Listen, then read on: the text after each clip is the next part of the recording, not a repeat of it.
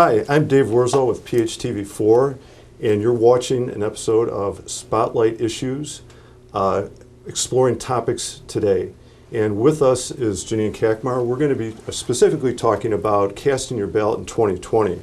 Janine is the Department Head of Public Services at Palos Heights Library. And viewers might be wondering, why a librarian to talk about voting?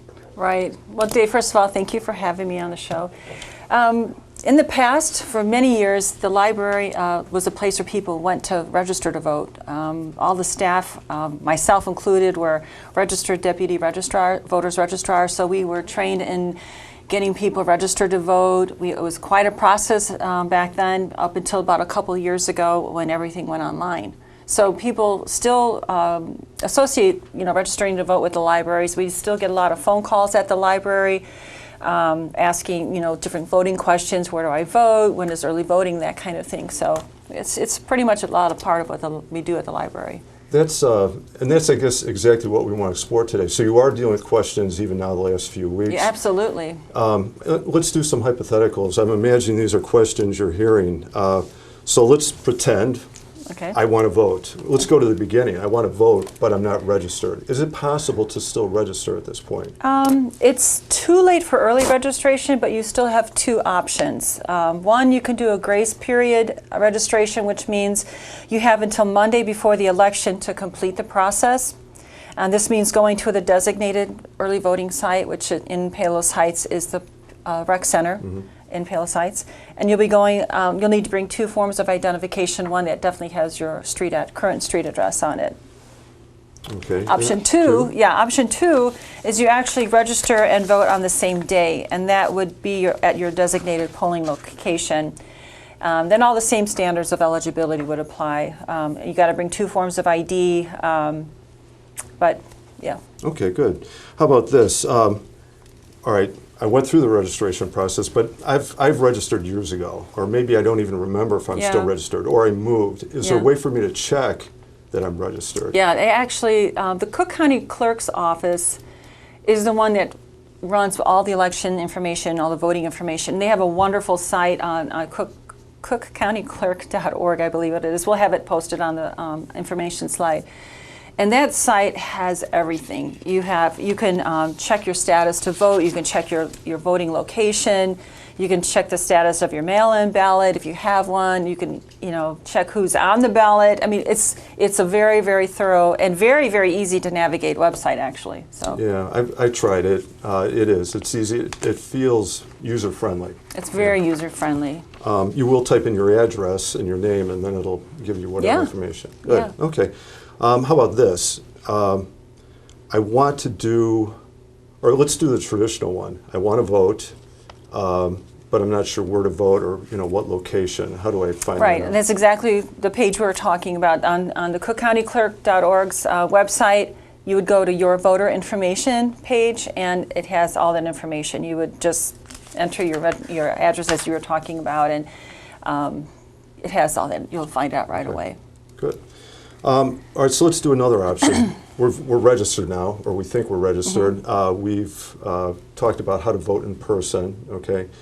What about, I don't want to vote in person. This year I'm concerned, or for whatever reason it's not possible, and it's getting late, I would imagine, in the season for this. Is it still possible to do a mail-in ballot, and then how would I go about doing that?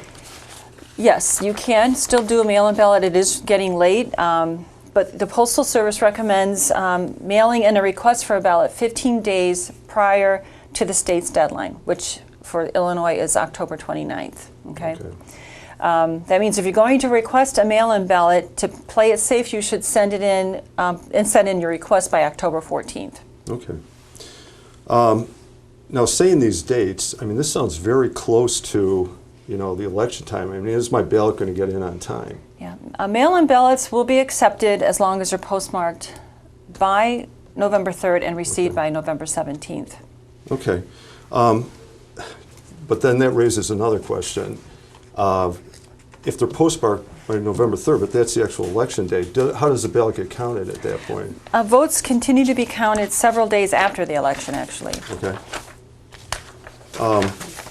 So I guess for me to understand it, then it sounds like from public experience in the past, we watch TV on election night, we watch the polls, the tallies come in, and a lot of times we find out who a winner is that evening.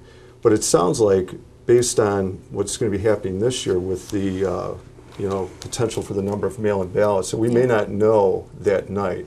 Candidates may not concede an election, and so the results might be pending a few days beyond that. Right, that's yeah. But back to submitting your mail-in ballot, this is very important. If you're doing a mail-in ballot, you must follow the specific guidelines to make sure that it gets counted. You'll be sent an envelope which must be used to return your ballot, and you must sign this envelope. The signature that you use must match the one on file. It must be properly sealed, and the return envelope must be postmarked by November 3rd and received by November 17th. Okay, so I have to follow those guidelines. What happens if I don't? I make a mistake, or I forget to sign it, or it's not sealed correctly. What happens then? Yeah, well, every mail-in ballot is reviewed by a three-person bipartisan panel. And this panel votes. If they vote unanimously to reject a ballot, then the voter will be notified. Okay. That sounds incredible to me, every ballot reviewed. I read in the Tribune that as of October 2nd, Illinois had 2 million mail-in ballot requests. It's about a quarter of the registered voters in Illinois. I have a hard time picturing a panel reviewing every ballot. Right. Well, there are several panels throughout the county and throughout the state, and they've gone through this process for many years. Mail-in voting in Illinois is not a new thing. It's been running for several years very successfully.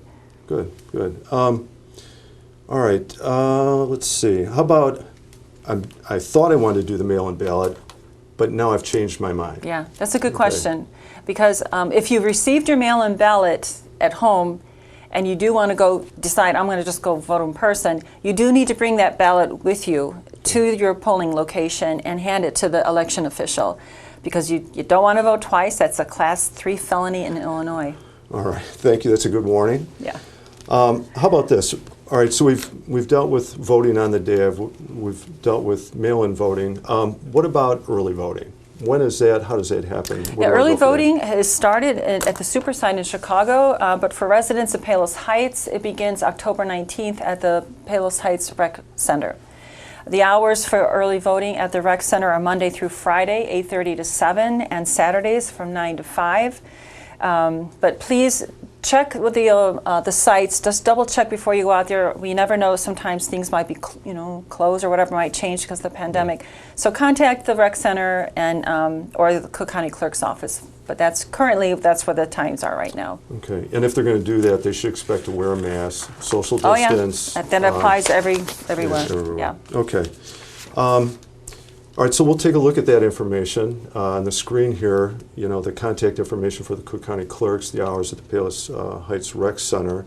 Again, these sites are easy to navigate, I think. Oh yeah, they really are, especially for a government site. It's very user friendly. Yeah, I would agree that when I went on, I had that feeling like, oh no, and then when I saw it, I was like, oh yeah, no problem. Yeah.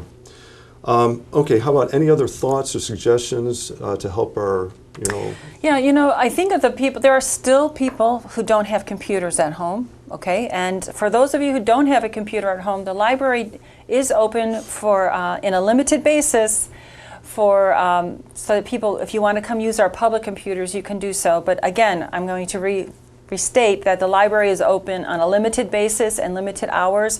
We're only able to serve Palos Heights residents at this time, and you get about an hour on the computer a day. So check our website or give us a call at the library at 448-1473 to to know when we're going to be open or not. Okay, our hours are posted on our website, so they're just a little bit different than what they used to be. So just double check that before you want to come out. Okay, thank you. I mean, that seems very helpful. It's nice to know that resource is available for people. Okay, thank you for joining us. Thank you. I'm Dave Wurzel, and thank you for watching Spotlight Issues, exploring today's topics. And today we've been discussing Casting Your Ballot 2020.